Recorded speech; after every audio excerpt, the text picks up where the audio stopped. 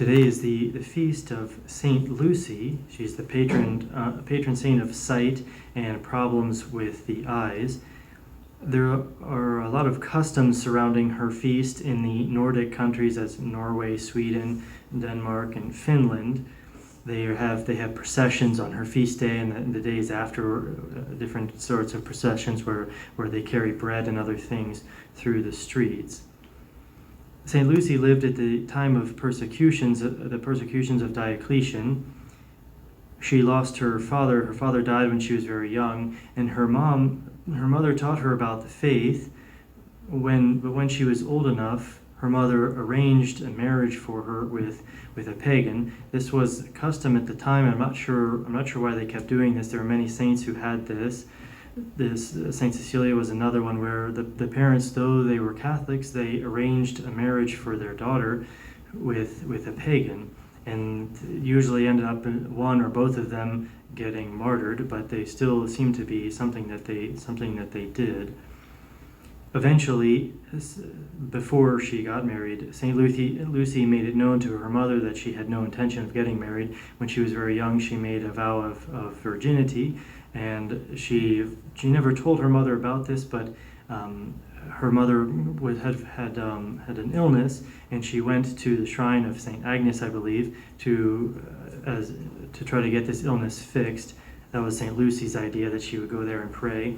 And after they prayed there at this shrine, her mother's illness was cured. So St. Lucy at that point told her of the vow that she had made, and her mother was okay with it. She didn't push her to get married, but the problem was that the man who she was supposed to marry, he found out that she had no intentions of getting married, and he found out because she was selling all of her stuff. Well, not selling, but giving it all away to the poor.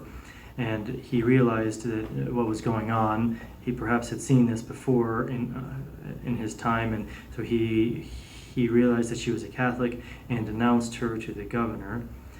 The governor tried to get her to give up her faith, tried to get her to give up her chastity as well, but he couldn't, so eventually he had her put to death. Because she is the patron of eyes, perhaps there was something to do with one of the tortures that she underwent with the loss of her eyes. I believe there's a custom about that. But from a spiritual point of view, she had the eyes of the faith, and by this she saw and desired only to please God in this life. We want to imitate that as well. We should ask St. Lucy to help us with any problems of the eyes, but also to help us keep control over our bodily eyes so that they see only what they should and they don't become a damage to our soul.